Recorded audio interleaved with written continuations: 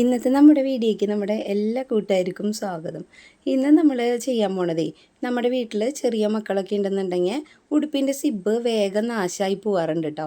അപ്പോൾ അതുപോലെ വരുമ്പോൾ നമ്മൾ ആ ഒരു ഉടുപ്പൊക്കെ എടുത്തിട്ട് മാറ്റി വയ്ക്കും. അതായത് ഇപ്പോൾ നല്ല പുതിയ ഉടുപ്പാണെന്നുണ്ടെങ്കിലും പിന്നെ നമ്മളത് ചിലപ്പോൾ ഉപയോഗിക്കാറില്ല.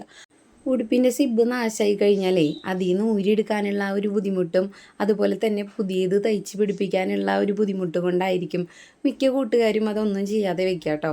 അപ്പോൾ നമുക്ക് ഇനി നല്ല ഈസി ആയിട്ട് തന്നെ അത് ഊരിയെടുക്കാനും തയ്ച്ച് പിടിപ്പിക്കാനൊക്കെ പറ്റും. അപ്പോൾ എൻ്റെ കയ്യിൽ ഇതേ 3 ഉടുപ്പുണ്ട് കേട്ടോ. അപ്പോൾ ഈ ഒരു 3 ഉടുപ്പിനും സിബ്ബ് പോയിട്ടുള്ളതാണ്. അപ്പോൾ നമുക്ക് എളുപ്പത്തിൽ എങ്ങനെ അത് അഴിച്ച് റെഡിയാക്കാമെന്ന് കാണിച്ചു തരാം കേട്ടോ. നമ്മുടെ കയ്യിലുള്ള 3 ഉടുപ്പിലും 3 തരത്തിലാണ് സിബ്ബ് നാശമായിട്ടുള്ളത്. അപ്പോൾ ഈ ഒരു ഉടുപ്പിൽ അതിൻ്റെ ആ ഒരു വലിക്കുന്നതുണ്ടല്ലോ സിബിൻ്റെ, അത് മൊത്തത്തിൽ പൊട്ടിപ്പോയിട്ടുണ്ടേ.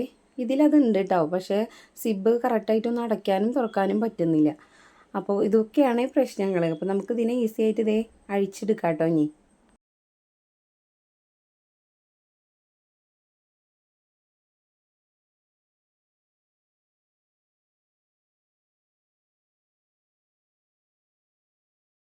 നമ്മുടെ കയ്യിലുള്ള ഉടുപ്പുകളുടെ സിബ്ബ് നാശമായിട്ടുള്ളത് കണ്ടില്ലേ.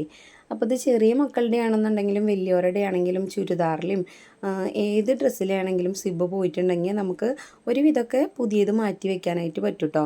അപ്പോൾ ഞാനത് തയ്ക്കാനായിട്ട് നൂലും അതുപോലെ തന്നെ സിബ്ബ് എടുത്തിട്ടുണ്ട് കേട്ടോ. അപ്പോൾ ഞാനിവിടെ എടുത്തിട്ടുള്ള സിബ്ബിൻ്റെ നീളം ഒരു 8 ഇഞ്ച് വരുന്ന നീളത്തിലുള്ള സിബ്ബാണ് കേട്ടോ എടുത്തിട്ടുള്ളത്. അപ്പോൾ നമ്മുടെ ഡ്രസ്സിന് എത്ര നീളം വരുന്ന സിബ്ബ് ആവശ്യം എന്നുണ്ടെങ്കിൽ ആ ഒരു നീളത്തിലുള്ള സിബ്ബ് എടുക്കാം കേട്ടോ.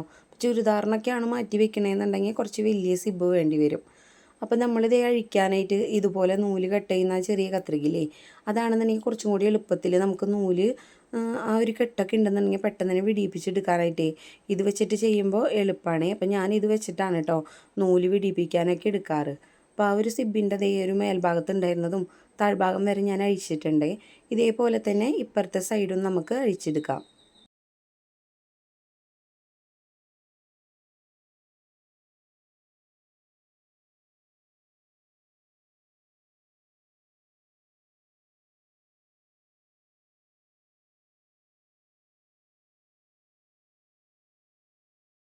മേൽഭാഗത്ത് നിന്നിട്ട് താഴ്ഭാഗം വരെ ഞാൻ സിബിനെ അഴിച്ചെടുത്തിട്ടുണ്ട്. ഇനി ഇതേ ചെയ്യാൻ പോണത് ആ ഒരു പകുതി ഭാഗത്ത് നമ്മൾ അടിച്ച് വെച്ചിട്ടില്ലേ, അവിടെ നിന്നും കൂടി നമുക്കിതേ നൂലൊന്ന് വിടിയിപ്പിച്ചെടുക്കണം കേട്ടോ. എന്നാലാണ് ആ പഴയ സിബിനെ നമുക്ക് മൊത്തത്തിൽ എടുത്ത് മാറ്റാൻ പറ്റുള്ളൂ.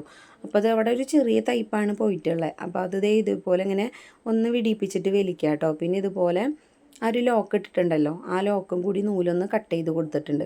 അപ്പോൾ ഒരു സൈഡ് വിട്ടു പോകുന്നുണ്ട് കേട്ടോ. അപ്പോൾ ഇതേപോലെ തന്നെ ആ ഒരു ലോക്ക് ഇട്ടതും കൂടി നമ്മളിതേ കട്ട് ചെയ്തെടുത്തിട്ട് ആ ഒരു പഴയ സിബിനെ മൊത്തത്തിൽ നമ്മുടെ ഉടുപ്പിൽ നിന്ന് മാറ്റിയിട്ടുണ്ട്. ഇനി നമുക്ക് പുതിയ സിബിനെ വയ്ക്കാം കേട്ടോ. അപ്പോൾ പുതിയ സിബ് വയ്ക്കാനായിട്ടേ ഞാൻ ഇതേപോലെ സിബ് എടുത്തിട്ടുണ്ട്. അതിന് ശേഷം നമ്മുടെ ഉടുപ്പിൻ്റെ ഉള്ളിലേക്ക് ഒരു പകുതി ഭാഗം കൂടി ഇങ്ങനെ മടങ്ങി നിൽക്കുന്നുണ്ട് കേട്ടോ. അപ്പോൾ ആ ഒരു ഭാഗം ഇതേപോലെ ഇങ്ങനെ നിർത്തി വയ്ക്കാം.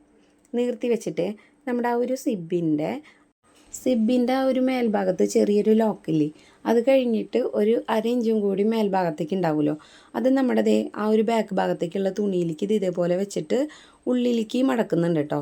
എന്നിട്ട് ഇതേപോലെ മേലത്തെ തുണീനെയും കൂടി ഒപ്പം പിടിക്കാം. അതിന് ശേഷം മേൽഭാഗത്ത് നിന്നിട്ട് താഴെ വരെ നമുക്കൊന്ന് തയ്ച്ചെടുക്കാം കേട്ടോ. ഇപ്പം അങ്ങനെ തയ്ക്കാനായിട്ട് ബുദ്ധിമുട്ടാണെങ്കിൽ നമ്മുടെ സിബിനെ ഇതേപോലെ തിരിച്ച് വെച്ചിട്ട് ആ ബാക്ക് ഭാഗം നിർത്തി വയ്ക്കുക. എന്നിട്ടൊരു സ്റ്റിച്ച് ചെയ്തതിന് ശേഷം ഉള്ളിലേക്ക് ഇതുപോലെ മറച്ചെടുത്താലും മതി. അപ്പോൾ നമുക്ക് എങ്ങനെയാണ് എളുപ്പം എന്നുണ്ടെങ്കിൽ ആ രീതിയിൽ ചെയ്യാം കേട്ടോ. സിബിൻ്റെ ഒരു സൈഡ് നമ്മളിതേ ആ ഉടുപ്പിൻ്റെ ബാക്ക് ഭാഗത്ത് കറക്റ്റായിട്ട് വെച്ചിട്ടുണ്ട്. ഇനി നമുക്ക് താഴ്ഭാഗം വരെ ഇതേപോലെ വെച്ചിട്ടൊന്ന് തയ്ച്ചെടുക്കാം കേട്ടോ.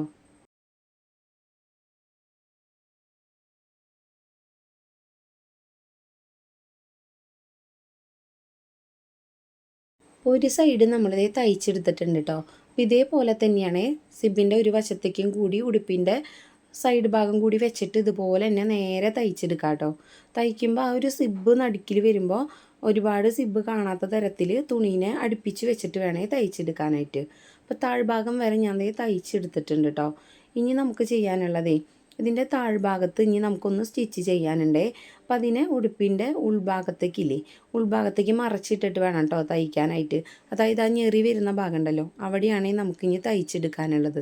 അപ്പോൾ തയ്ക്കുമ്പോൾ നമുക്ക് ആ ഉടുപ്പിൻ്റെ ആ ഒരു തുണിയും സിബും എല്ലാം കൂട്ടിയിട്ട് വേണം തയ്ക്കാൻ.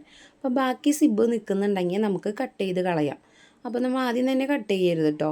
അതായത് ആ ഭാഗം നന്നായിട്ടൊന്ന് ലോക്കിട്ട് തയ്ച്ചതിൻ്റെ ശേഷം നമുക്ക് ബാക്കി നിൽക്കുന്ന സിബിനെ കട്ട് ചെയ്ത് കളയാം. അപ്പോൾ അത് ഈ ഒരു ഭാഗത്താണ് ഇനി നമ്മൾ തയ്ച്ചെടുക്കാൻ പോണത്. പഴയ സിബ് അഴിച്ചപ്പോൾ നമ്മൾ കുറച്ച് ഭാഗം വിടിയിപ്പിച്ചിട്ടുണ്ടല്ലോ.